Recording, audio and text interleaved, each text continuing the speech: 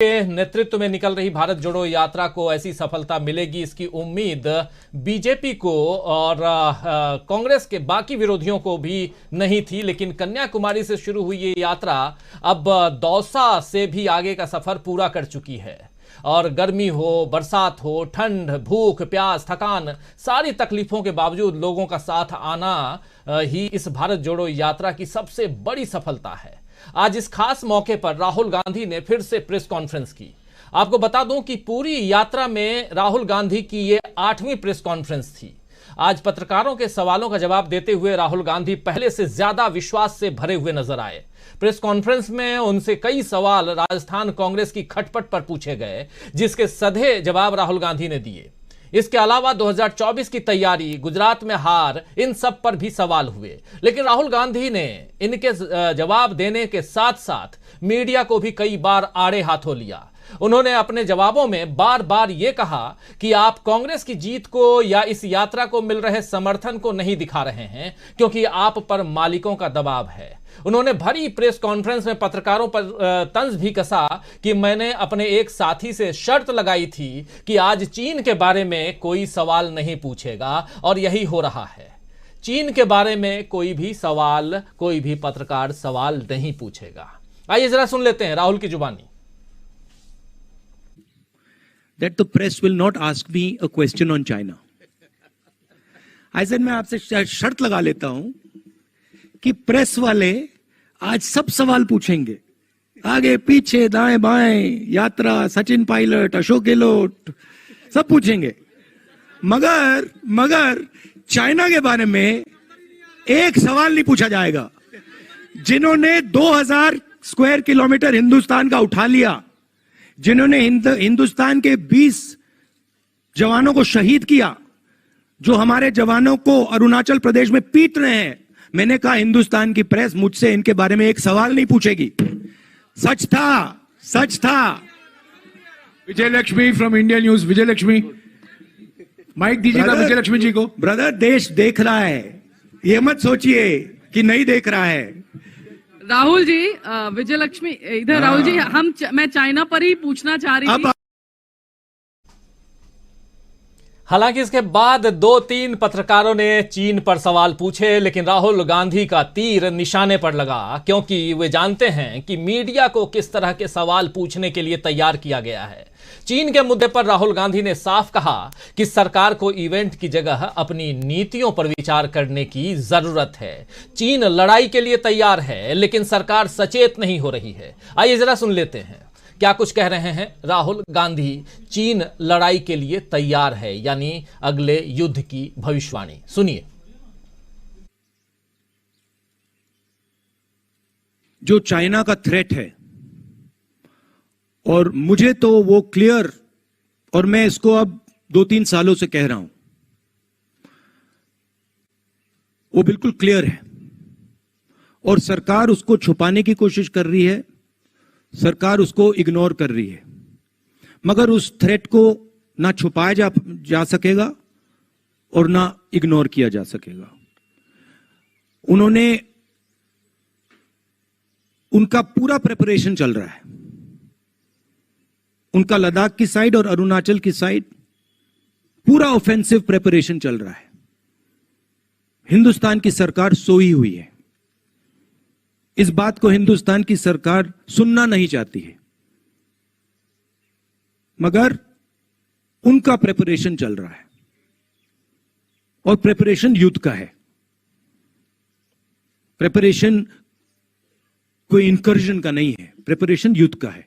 अगर कोई भी इन बातों को समझता है, अगर आप उनका वेपन्स का पैटर्न देख लें, वो क्या कर रहे हैं वहां पे, वो युद्ध की तैयारी कर रहे हैं। और हमारी सरकार इस बात को छुपाती है और इस बात को शायद एक्सेप्ट नहीं कर पा रही है। हो क्यों रहा है? क्योंकि हिंदुस्तान की सरकार इवेंट बेस्ड काम करती है। हिंदुस्तान की सरकार स्ट्रेटेजिकली काम नहीं करती है, इवेंट बेस्ड काम करती है। वो सोचते हैं कि भैया यहां पे एक इवेंट करो, यहां पे एक और इवेंट करो, मगर जब आप इंटरनेशनल रिलेशंस की बात होती है, जियो स्ट्रेटेजी की बात होती है, वहां पे इवेंट काम नहीं करता है, वहां पे शक्ति काम करती है। तो मैंने 3-4 बार बोला है कि सावधान रहना चाहिए, जो हो रहा है उसको समझना चाहिए। उनकी बयानबाजी आती रहती है, मैं देखता हूं एक्सटर्नल अफेयर्स मिनिस्टर बोलते रहते हैं, कहना नहीं चाहिए, मगर शायद उनको थोड़ी अपनी समझ गहरी करनी चाहिए। आखिरी सवाल। तो चीन जो है वो युद्ध की तैयारी कर रहा है और हमारे विदेश मंत्री को अपनी समझ जो है वो और शार्प करने की जरूरत है, ये कह रहे हैं राहुल गांधी। तो कुल मिलाकर भारत जोड़ो यात्रा का 100वां दिन एक यादगार दिन के रूप में तब्दील हो गया है, क्योंकि एक तरफ उसे लोगों का बेशुमार प्यार मिला, वहीं राहुल गांधी भी एक बदले हुए और सधे हुए राजनेता के तौर पर प्रेस से मुखातिब हुए। राहुल ने आज बीजेपी को सीधी चुनौती भी दे दी। राहुल ने कहा कि कांग्रेस ही बीजेपी को हराएगी। ये भी सुन लेते हैं, आइए सुनिए जरा। देखिए, बीजेपी, आरएसएस, ये इनका काम डिफेमेशन है। यही इनकी सबसे बड़ी स्ट्रेटजी है, यही इनकी सबसे बड़ी स्किल है। मुझे डिफेम किया और हर रोज ये कांग्रेस पार्टी को डिफेम करते हैं। और मैं आपको सच बताऊं तो इसमें प्रेस का भी रोल है, और मैं आपको गलती नहीं देता हूं, आपके मालिक हैं, आप पर दबाव डालते हैं, वो ठीक है, मगर ये कहना कि कांग्रेस पार्टी बिखर गई, कांग्रेस पार्टी खत्म हो गई, ये बिल्कुल गलत है। कांग्रेस पार्टी एक विचारधारा है, देश में बहुत जीवित है, लाखों करोड़ों लोगों के दिल के अंदर है, और यही पार्टी है जो बीजेपी के खिलाफ लड़ रही है, जो पीछे नहीं हटती है, आइडियोलॉजिकली लड़ रही है, और यही पार्टी बीजेपी को आने वाले समय में हरा के दिखाएगी। जी राजस्थान।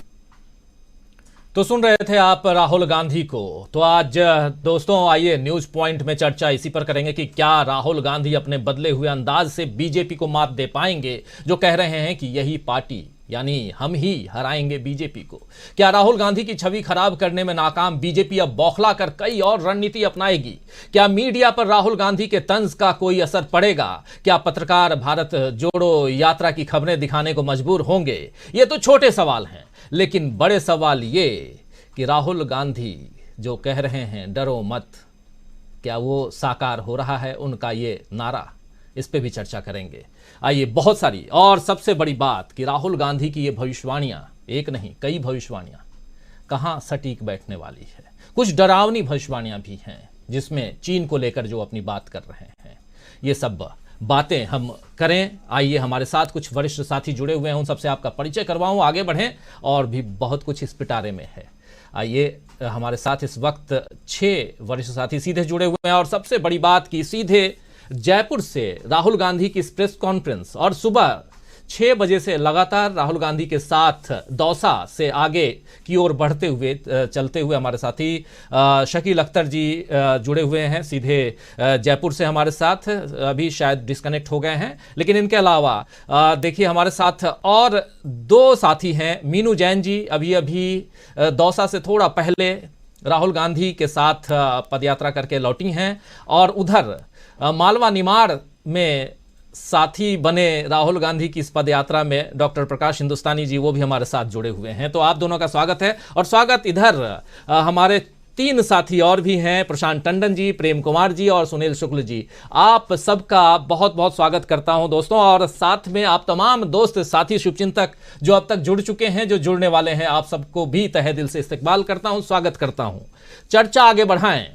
एक पिक्चर ऑफ द डे या वीडियो ऑफ द डे आप लोगों को दिखाना चाहता हूं, जरा देखते हैं और उसके बाद आगे बढ़ते। एक नहीं बल्कि 2 दिखाना चाहता हूं, एक आज का वीडियो और एक कल का वीडियो। आज का वीडियो जो है वो है राहुल गांधी का, और कल का जो है वो है शाहरुख खान का। यहां शाहरुख खान क्यों आ गए उस पर भी चर्चा करेंगे, लेकिन पहले राहुल गांधी को देखते हैं। आइए जरा देखिए। आ जाओ, आ जाओ, नमस्ते करने आ जाओ।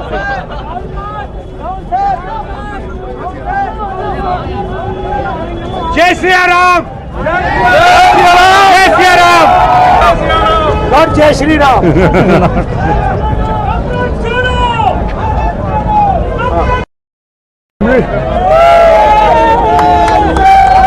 आ जाओ, आ जाओ, नमस्ते करने आ जाओ।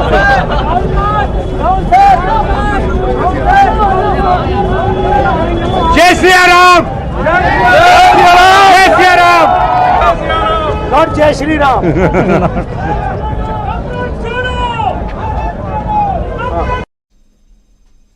तो ये जो बीजेपी कार्यालय और सामने आप देख रहे हैं वसुंधरा राजे जी की तस्वीर बड़ी सी, और ऊपर छत पे इंतजार करते हुए बीजेपी के कार्यकर्ता, और इधर राहुल गांधी बुला रहे हैं आ जाओ यहाँ। हालांकि कुछ दिन पहले भी ऐसी एक तस्वीर आई थी, लेकिन आज की ये तस्वीर जो है वो क्या कुछ बयां कर रही है आप सब अच्छी तरह से जान रहे हैं। जय सिया राम, नॉट जय श्री राम कह रहे हैं राहुल गांधी, और उधर से भी जय सिया राम का नारा लग रहा है। कुछ तो परिवर्तन हो रहा है। एक परिवर्तन और दिखाता हूं। एक फिल्म चल रही है इन दिनों, काफी चर्चा में वो फिल्म है, नाम है पठान, खूब चर्चा में है, और हीरो हैं 4 साल बाद शाहरुख खान। उनका भी आज एक वीडियो बहुत वायरल हो रहा है।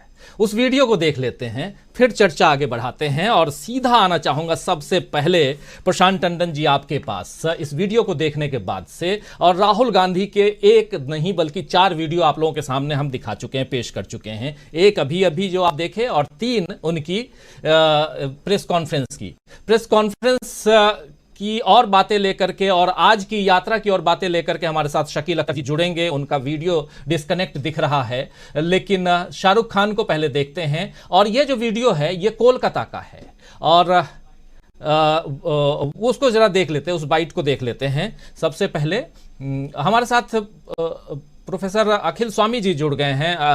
स्वामी जी, आपका स्वागत करता हूं इस कार्यक्रम में। शायद उनका वीडियो भी डिस्कनेक्ट हो गया है, लेकिन देखिए शाहरुख खान को। मैं और आप लोग और जितने भी पॉजिटिव लोग हैं, सब के सब जिंदा हैं। Thank you very much. Thank you. I believe cinema has an even more important role to play now. Social media is often driven by a certain narrowness of view that limits human nature to its baser self. I read somewhere that negativity increases social media consumption and thereby increases its commercial value as well. Such pursuits enclose the collective narrative, making it divisive and destructive. Cinema exposes the vulnerability of human nature by telling stories in their simplest form, as they are lived. It allows us to know each other better. In a way, it is best placed to sustain human caste and religion to better understand each other. Through efforts like KIF, the endeavor is to build a new platform of understanding and break existing prejudices. So let's come together and build a better world for all our future generations. और ये बात बताने में मुझे बिल्कुल भी आपत्ति नहीं है कि दुनिया कुछ भी कर ले, मैं और आप लोग और जितने भी पॉजिटिव लोग हैं, सब के सब जिंदा हैं। Thank you very much. तो सुना आपने कि दुनिया कुछ भी कर ले, लेकिन जिंदा हैं, सबसे बड़ी बात है। चलिए बढ़े आगे, और सीधा प्रशांत टंडन जी क्या कहेंगे।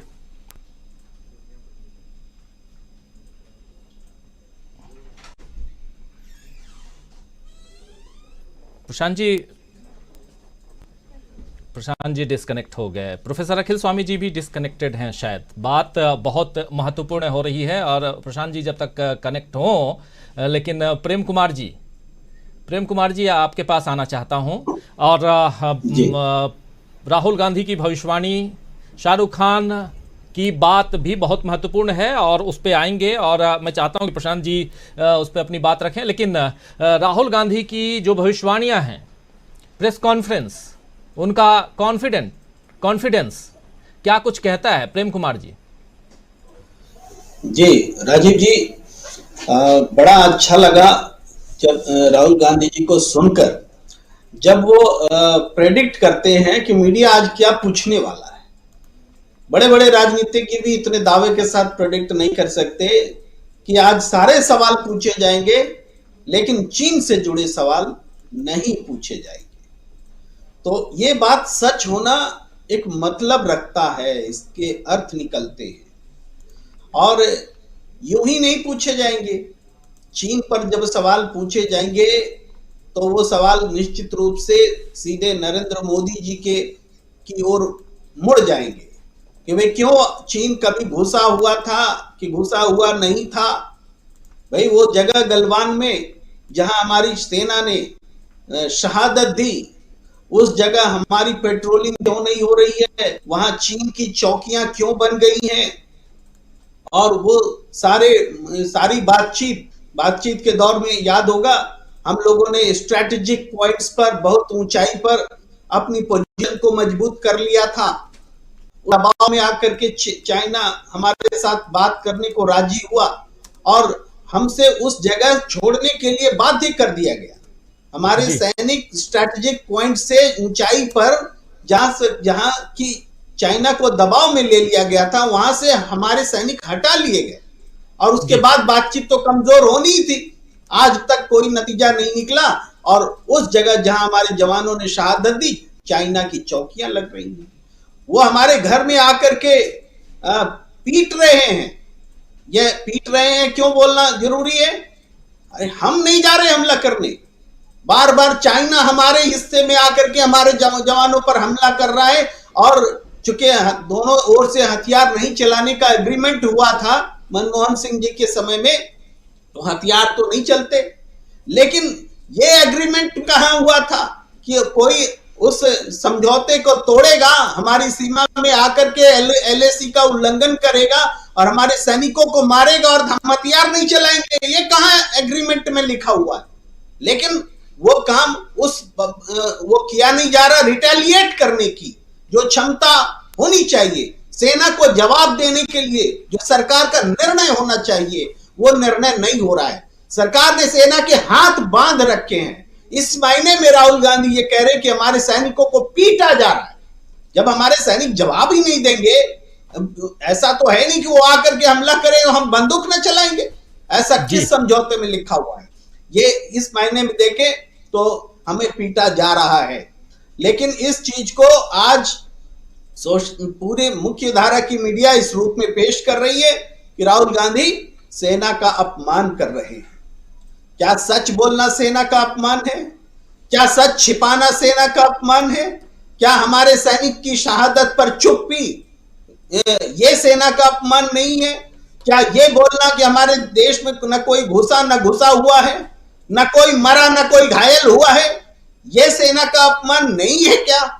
ये बहुत सारे सवाल जो है राहुल गांधी जी ने जिंदा कर दिए हैं, खड़े कर दिए हैं। और वो महामारी की बात, जब कोरोना आया नहीं था, राहुल गांधी जी ने जो बताया था कि महामारी आने वाली है और सरकार चेती नहीं, डोनाल्ड ट्रंप के साथ में नमस्ते ट्रंप कर रही थी और हमारे यहाँ वो कोरोना जो है वो देशव्यापी तौर पर फैला और लॉकडाउन हुआ।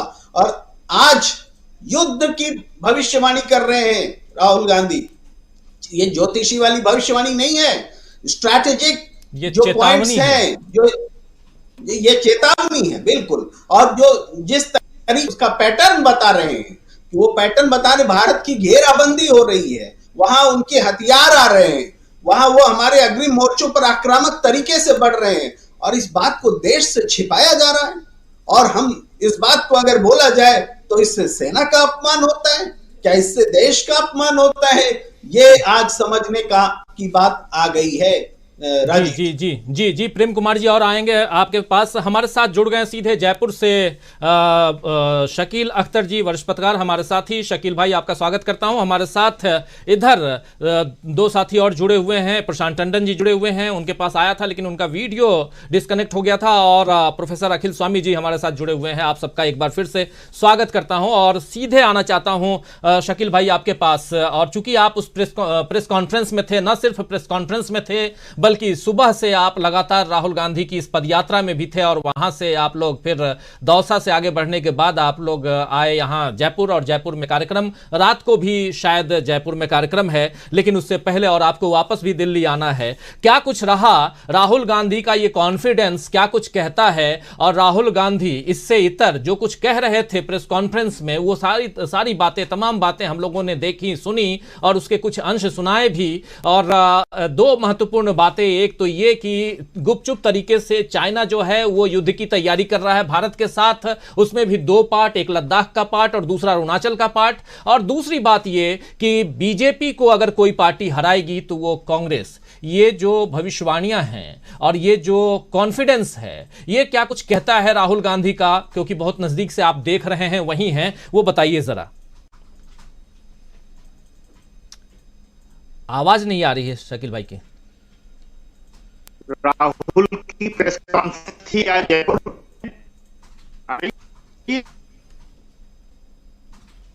जयपुर में जी आवाज आ रही है? हाँ, अब आ रही है। आ रही है? जी जी जी। राहुल की प्रेस कॉन्फ्रेंस थी आज जयपुर में। इससे पहले वो तय हुआ था कि दौसा में होगी।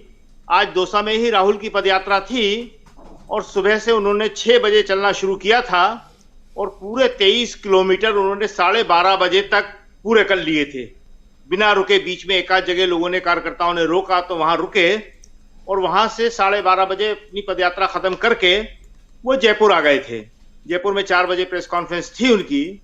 और उससे पहले राहुल ने, आमतौर पे सुमोटो आजकल बोल नहीं रहे हैं वो, तो उन्होंने कहा मैं थोड़ा सा बोलूंगा। तो उन्होंने अपनी यात्रा के बारे में और 100वें दिन के बारे में छोटा सा बोला कि कहां से 100 दिन पूरे हुए हैं और अच्छा लग रहा है, और उसके बाद सवाल लेना शुरू किए। तो जब प्रेस कॉन्फ्रेंस करीब करीब पूरे होने में आ गई, जयराम रमेश ने कहा था कि 45 मिनट है हमारे पास, उससे ज्यादा नहीं बढ़ा पाए। तो राहुल ने कहा कि मैं आज दोपहर को अपने दोस्त केसी वेणुगोपाल के साथ जब लंच कर रहा था तो मैंने वेणुगोपाल ने कहा कि आज प्रेस कॉन्फ्रेंस से अभी हमको चलना, मैं शर्त कह सकता हूं कि कोई भी पत्रकार, मीडिया चीन के बारे में सवाल नहीं पूछे। और कहने लगे देखिए यही हुआ, और वाकई बात सही थी। उस वक्त तक किसी ने भी, हमारे ख्याल में करीब 10 सवाल हुए थे, वो चीन के बारे में कोई सवाल नहीं आया था। और राहुल ने फिर खुद शुरू किया और उन्होंने कहा कि मैं एक बहुत गंभीर बात आपको बता रहा हूं, देश के सामने एक बहुत बड़ा खतरा है और चीन वो केवल घुसपैठ की कोशिश नहीं, वो युद्ध जारी कर रहा है। और जैसा कि आपने बताया, उनका दोनों सेक्टर में, अरुणाचल में भी और लद्दाख में भी, और हमारी सरकार, उनके शब्द थे ये, सोई हुई है, सुन नहीं रही। मैं बार बार उससे कहता हूं सावधान करने की कोशिश कर। और हमारा जो अफेयर्स मिनिस्टर है वो क्या कहता है पता नहीं, उनको अपनी समझ थोड़ी और बढ़ाना चाहिए। ये बहुत ही खतरनाक स्थिति देश में पैदा हो गई है। पहले उन्होंने अरुणाचल में, लद्दाख में हमारे सैनिकों को मारा, और अब यहाँ अरुणाचल में हमारे सैनिकों के ऊपर हमला। ये सब कुछ जो है बर्दाश्त नहीं किया जाएगा। लेकिन सवाल ये है कि सरकार क्या कर रही है और ऐसा क्यों कर रही है। साथ उन्होंने पत्रकारों से कहा कि आप लोग जो है, आप लोग भी इस पर सवाल नहीं कर रहे हैं। इसलिए मैंने ये सोचा कि मैं खुद अपनी तरफ से ये बात कहूंगा, और मैंने आज अपनी बात कही। और मैं सिर्फ एक चेतावनी के तौर पे, देश को बताने के तौर पे ये बात बता रहा हूं कि खतरा बहुत बड़ा है। सिर्फ घुसपैठ तक या कुछ क्षेत्रों पे वो कब्जा करना चाहता है। शकील भाई, इसमें थोड़ा जोड़ना चाहूंगा, क्योंकि राहुल गांधी बीच बीच में कई भविष्यवाणियां कर चुके हैं, कई बातें कर चुके हैं। आप याद कीजिए, चाहे वो जीएसटी का मामला हो, नोटबंदी का मामला हो, कोरोना काल के दौरान की बातें हो, और तमाम भविष्यवाणियां, चाहे रफाल का मामला हो, सब पे राहुल गांधी की भविष्यवाणियां जो हैं, चेतावनियां जो हैं, वो बहुत ही सटीक बैठी हैं। लेकिन ये एक डरावनी चेतावनी है, कह सकते हैं, डराने वाली है भविष्यवाणी अगर कहें तो, जो चीन के बारे में कह रहे हैं कि चीन गुपचुप तरीके से तैयारी कर रहा है, और वो भी भारत के साथ युद्ध की। और दूसरी तरफ जो बात वो कह रहे थे एक्सटर्नल मिनिस्टर के बारे में, वो बात भी महत्वपूर्ण है। लेकिन मिनिस्टर के बारे में चलिए, एक राजनेता दूसरे दल के राजनेता के बारे में बात कर रहा है, उसको किनारे भी कर दें। लेकिन इस भविष्यवाणी या इस चेतावनी को किस रूप में देखा जाए जो चाइना के युद्ध की बात कह रहे हैं? राजीव जी, हमारे ख्याल में ये डरावनी बात नहीं है, या उन्होंने सिर्फ डराने के लिए नहीं कहा, उन्होंने ये इसलिए कहा है कि देश सचेत हो जाए, सरकार इस बात को गंभीरता से ले और समझे कि मामला सिर्फ घुसपैठ तक सीमित नहीं है, क्षेत्रों पे कब सीमित नहीं है, ये मामला उससे आगे का है। और जाहिर है कि राहुल के पास कुछ सूचनाएं थी, राहुल के पास, और ये सूचनाएं तो मीडिया में भी आ रही हैं। जो अरुणाचल की घटना हुई है उसके बाद क्या हुआ क्या नहीं हुआ, ये सब मीडिया लोगों ने बताया है। कुछ लोग हैं जो बता रहे हैं, कुछ लोगों के पास जानकारियां होती हैं। तो राहुल ने ये जो है देश के सामने एक स्थिति रखी है कि कल को यह ना हो कि कोई कहे कि हमें तो मालूम ही नहीं था, और इसलिए उन्होंने एक रिस्क भी लिया है। जैसा कि मीडिया, जिसे हम गोदी मीडिया भी कहते हैं, जिसे मेन मीडिया भी कहते हैं, वो इसको लेके ट्विस्ट कर रहा है लगातार कि राहुल ने हमारे सैनिकों पर सवाल उठा दिया। उन्होंने सैनिकों पर कोई सवाल नहीं उठाया, देश की सेना पर कोई सवाल नहीं उठाया, उन्होंने सीधे सीधे सरकार पर सवाल उठाया है कि सरकार क्या कर रही है और दूसरा सरकार ऐसा क्यों कर रही है। क्या सरकार के पास ये जानकारी नहीं है कि चीन कितने बड़े स्तर पर तैयारी कर रहा है? और उन्होंने साफ कहा ये तैयारी जो है इसको आप हल्का करके मत देखिए, ये तैयारी बहुत बड़ी है और हमारी सेना उसका जवाब देने में पूरी तरह समर्थ है। और देखिए, जो झूठी वाहवाही हम लोग कर देते हैं सेना की, उसकी जरूरत सेना को बिल्कुल नहीं है। हमारी सेना का जो इतिहास है, इतिहास में लिखा जा चुका है। ये बांग्लादेश उन्होंने जीता, पाकिस्तान को 65 की वार में पूरी तरह हराया, और उसके बाद अभी ये सब तो हमारे और पाकिस्तान के बीच की बात थी। लेकिन जो विश्व इतिहास के अंदर जो युद्ध इतिहास है, तो युद्ध इतिहास की सारी किताबों में या कोई भी इसमें भारतीय सैनिकों की वीर और शौर्यता की कहानियां ना हो। जो फर्स्ट वर्ल्ड वार था, उस फर्स्ट वार के अंदर भारतीय सैनिकों को जिस मोर्चे पे लगाया गया वहां उन्होंने जीत हासिल की। और उस वक्त तक विक्टोरिया क्रॉस से सेना का सबसे बड़ा मेडल होता था उन दिनों ब्रिटिश सरकार का, वो भारतीयों को नहीं दिया जाता था। लेकिन प्रथम विश्व युद्ध के बाद ब्रिटिश सरकार को ये निर्णय करना पड़ा, ये फैसला करना पड़ा कि इनकी वीरता का सच्चा अगर कुछ देना है तो विक्टोरिया क्रॉस से कम हम नहीं दे सकते। और विक्टोरिया क्रॉस 11 सैनिकों को विक्टोरिया क्रॉस जो है वो दिया। और जो इंडिया गेट बना था वो उन्हीं की याद में। सेकंड वर्ल्ड वार की तो बात ही नहीं कर रहे हम। सेकंड वर्ल्ड वार में तो इससे भी ज्यादा बहादुरी से लड़े थे। कि फर्स्ट वर्ल्ड वार की बात कर रहे हैं, जो शायद हुए 100 साल से ज्यादा हो चुके हैं। 1914 के आसपास हुआ था। स्मृति के आधार पे हम बोल रहे हैं, सही इस टाइम सन याद नहीं आएगा। 1914 इसी के आसपास की बात है करीब। तो ये जो हम कह देते हैं कि ऐसा हुआ वैसा हुआ, या कुछ वीडियो चला देते हैं, अरे भाई किसको शक है हमारी भारतीय सेना की वीरता पर कि हम ऐसी बातें करें जिसमें कोई शक पैदा हो? सबने देखा है, कई बार देखा, और हम फिर कह रहे हैं कि 90,000 पाकिस्तानी सैनिकों को 71 में बंदी बना लिया था। 65 की वार सबको याद है, उसके बाद करगिल की जीत सबको याद है, और भी अभी एयर स्ट्राइक हुई थी वो भी सबको याद है। लेकिन असली जो पैमाना होता है वो तो विश्व इतिहास में होता है ना, जाके कि वहां पे जाके भारतीय सैनिक, अनजान सैनिक, उन्हें भूगोल नहीं मालूम, उन्हें क्षेत्र नहीं मालूम, मौसम नहीं मालूम, और वहां अंग्रेज उनको लगा देते थे। और सेना का इतिहास तो वहीं से लिखा जाता है। सेना का इतिहास 1947 शुरू नहीं होता है। सेना का इतिहास जो है फर्स्ट वर्ल्ड वार से शुरू, हर देश की सेना का वहां से शुरू होता है उसका। तो उसमें जो भारतीय सैनिकों ने वीरता दिखाई है, और वो अभी मध्य प्रदेश में शायद प्रकाश हिंदुस्तानी जी को मालूम होगा, अभी हमारे यहाँ जो ग्वालियर है उसके पास में किसी जगह पे अभी किसी मित्र ने वहां से लिखा था, हमने इसके बारे में जो अभी एक बड़ा विश्लेषण आर्टिकल लिखा था, और देशबंधु में ही वो लिखा था कि किस तरह फर्स्ट वर्ल्ड वार में भारतीय सैनिकों ने वीरता दिखाई। कि वहां पे एक गांव के अंदर एक शिलालेख लगा हुआ है, और उसमें प्रथम विश्व युद्ध लड़ने वाले भारतीय सैनिकों की वीरता की कहानी लिखी हुई है। उसमें बिछ गई सियासी विसार, खेला जा रहा है सियासी खेल, जारी है वार पलटवार। शह और मात के खेल में बनाई जा रही है रणनीति, कौन पड़ेगा किस पर भारी, ये कभी भी सिर्फ हस्तक्षेप.com पर अमलेंदु उपाध्याय के साथ।